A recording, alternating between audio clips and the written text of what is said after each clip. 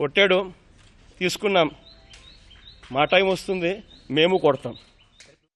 ఎవడెవడైతే మీకు అన్యాయం చేశాడో పర్వాలా, అన్యాయం చేయండి, చేయించుకుంటాం, టైం మీది, కానియండి, కొట్టండి అని చెప్పండి.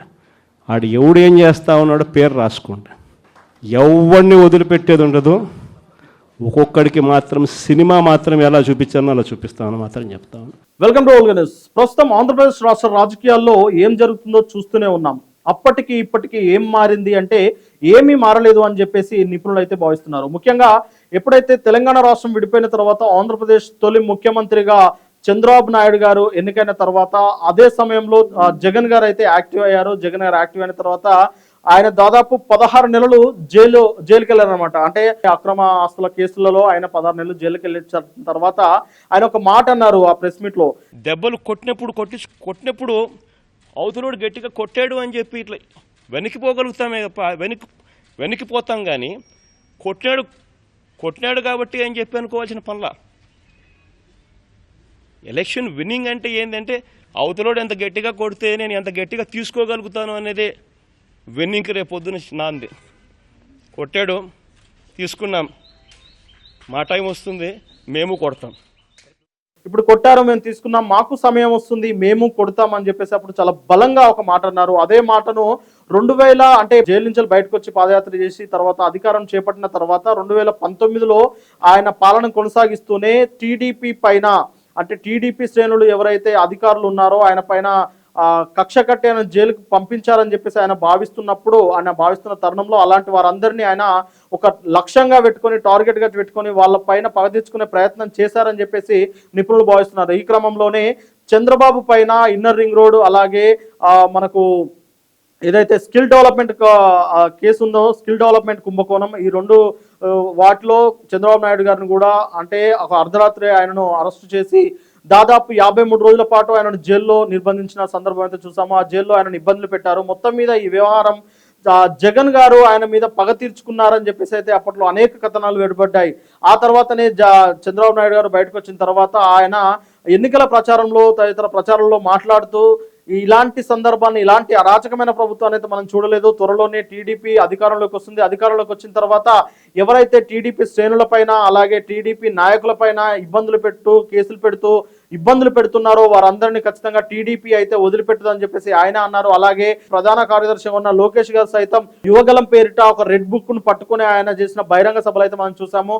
రెడ్ బుక్ లో ప్రతి వైసీపీ నాయకుడు కానీ వైసీపీ నాయకులను నమ్ముకొని చేస్తున్న అధికారుల పేర్లందరిది, ఎవరైతే అవినీతికి పాల్పడుతున్నారో, అన్యాయంగా టీడీపీ శ్రేణులపైన కేసులు పెడుతూ బెదిరింపులకు పాల్పడుతున్నారో వారందరి పేర్లను అయితే రెడ్ బుక్ లో రాసి ఉంచాము. ఎప్పుడైతే టీడీపీ ప్రభుత్వం అధికారంలోకి రాగానే రెడ్ బుక్ పాలన సాగుతుందని చెప్పేసి అయితే ఆయన ఆ క్రమంలో స్పష్టం చేశారు. అదే క్రమంగా టీడీపీ కూటమి ప్రభుత్వం అయితే అధికారంలోకి వచ్చింది. టీడీపీ అధినేత చంద్రబాబు నాయుడు గారు సీఎం గా ప్రమాణ స్వీకారం చేసిన తర్వాత రాష్ట్రంలో ఎలాంటి పగలకు లేదా ప్రతీకార పాలనకు కాకుండా అభివృద్ధియే ధ్యేయంగా, అభివృద్ధి కోసమే పనిచేస్తామని చెప్పేసి అయితే వాళ్ళందరూ ముఖ్య నాయకులు అందరూ చెప్పుకుంటూ వచ్చారు. ఆ తర్వాత దాదాపు 11 నెలలు అవుతుంది. ఇంకో నెలలో 12 నెలలు అంటే సంవత్సర కాలం అయితే టీడీపీ కూటమి అధికారంలోకి వచ్చి సంవత్సర కాలం పూర్తవుతుంది. ఈ సందర్భంగా రాష్ట్రంలో ఎలాంటి డెవలప్మెంట్స్ జరిగాయని చెప్పేసి అయితే రాష్ట్ర వ్యాప్తంగా తీవ్ర చర్చ జరుగుతుంది. ఈ నేపథ్యంలోనే జగన్ గారు అయితే ఈ మధ్యలో స్థానిక నాయకుల మీటింగ్ లో జగన్ గారు పాల్గొని వైఎస్ జగన్ గారు మాట్లాడిన మాటలైతే ఇప్పుడు ఒక చర్చకైతే దారితీసాయని చెప్పవచ్చు. ముఖ్యంగా ఆయన మాట్లాడుతూ ప్రతి కార్యకర్తకు నేను ఒకటే చెప్తా ఉన్నా, ఎవడెవడైతే మీకు అన్యాయం చేశాడో పర్వాలా, అన్యాయం చేయండి, చేయించుకుంటాం, టైం మీది, కానియండి, కొట్టండి అని చెప్పండి. ఆడు ఎవడు ఏం చేస్తా ఉన్నాడో పేరు రాసుకోండి. రెడ్ బుక్ అని నేను చెప్పను, కానీ పేరైతే రాసుకోండి. మీరు ఏ బుక్లో రాసుకున్నా పర్వాలా, పేరైతే మీరు రాసుకోండి. దాని తర్వాత మాత్రం అన్యాయం చేసినోనికి సినిమా మాత్రం మనం చూపిస్తామని చెప్తాను. ఆ మనిషి రిటైర్డ్ అయి ఉన్నా కూడా లాక్కొని వస్తా, ఆ మనిషి దేశం విడిచిపెట్టిపోయినా లాక్కొని వస్తా. ఎవరిని వదిలిపెట్టేది ఉండదు. ఒక్కొక్కడికి మాత్రం సినిమా మాత్రం ఎలా చూపించానో అలా చూపిస్తామని మాత్రం చెప్తాను. ఇప్పుడు మీ టైం నడుస్తుంది, మీరు కొట్టండి, కొడితే పడండి, తీసుకోండి, కానీ కొట్టిన వారిని గుర్తుపెట్టుకోండి. తర్వాత మనం అధికారంలోకి వస్తాం, అధికారం వచ్చిన తర్వాత ఖచ్చితంగా అందరికీ సినిమా చూపిస్తాము అంటూ ఆయన మాట్లాడిన మాటలైతే ఇప్పుడు ఒక తీవ్ర చర్చకు దారితీశాయి.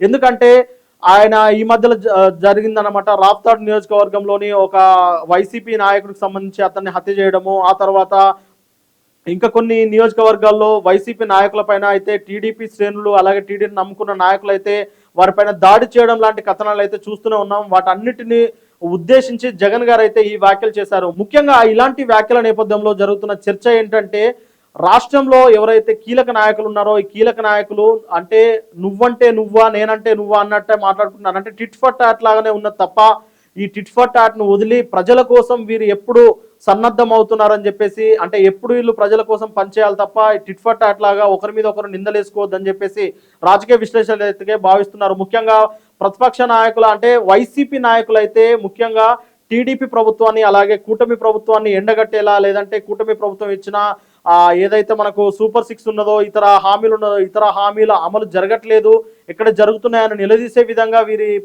వీరి సభలు ఉంటే బాగుంటుంది అని, అంతేకాకుండా కేవలం టార్గెటెడ్గా వ్యక్తుల టార్గెటెడ్గా మాత్రమే వైఎస్ జగన్ గారు మాట్లాడుతున్నారు. దీనివల్ల ఏం జరుగుతుంది అంటే భవిష్యత్తులో కూడా దీనివల్ల ప్రజలకు ఏం జరుగుతుందని చెప్పేసి అయితే రాజకీయ విశ్లేషకులు భావిస్తున్నారు.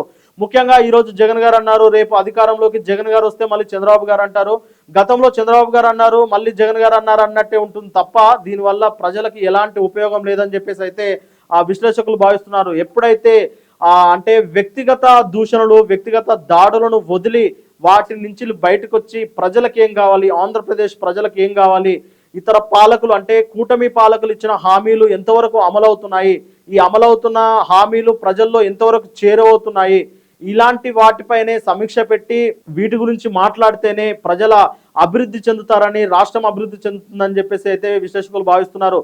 ముఖ్యంగా రాష్ట్రంలో అంటే జగన్ గారు ఇలా మాట్లాడడానికి కూడా ఒక కారణం ఉందని చెప్పేసి విశ్లేషకులు మరో కోణాన్ని భావిస్తున్నారు. ఎందుకంటే క్షేత్రస్థాయిలో వైసీపీ శ్రేణులలో కొత్త ఉత్తేజాన్ని నింపడానికి, కొత్త బలాన్ని నింపడానికి జగన్ అయితే ఇలాంటి ప్రసంగాలు చేస్తూ ఉంటారని, అయితే అందులో కొంతవరకు వైసీపీ క్యాడర్ను కాపాడుకోవడానికి లేదంటే వైసీపీ శ్రేణుల్లో ఒక ఆనందాన్ని లేదంటే ఉత్సాహాన్ని నింపడానికి అయితే సరిపోతుంది. కానీ ఇదే వైసీపీ శ్రేణులు అయితే దీన్నే ఒక మేనిఫెస్టో లాగా అంటే దీన్నే ఒక టార్గెటెడ్గా భావించి ఖచ్చితంగా వైసీపీ నాయకులపై అయితే వాళ్ళొక విద్వేషపూరితమైన భావాలను నింపుకునే అవకాశం ఉందని, తర్వాత మనకు ఎన్నికల ఫలితాలు ఎలా ఉంటాయో చెప్పలేము, ఏ పార్టీ ఎప్పుడో అధికారంలోకి వస్తుందో చెప్పలేము. అంటే భవిష్యత్తులో వైసీపీ అధికారంలోకి వస్తే ప్రజల అభివృద్ధి పైన, రాష్ట్ర అభివృద్ధి పైనే వాళ్ళ దృష్టి సారించాలి తప్ప ఈ సమయంలో టీడీపీ శ్రేణులు లేదంటే టీడీపీ అధికారుల అండతో ప్రభుత్వ అధికారులు పోలీసు అధికారులు చేస్తున్న విషయాలను దృష్టిలో పెట్టుకొని వారిపైన పగ తీర్చుకునేలా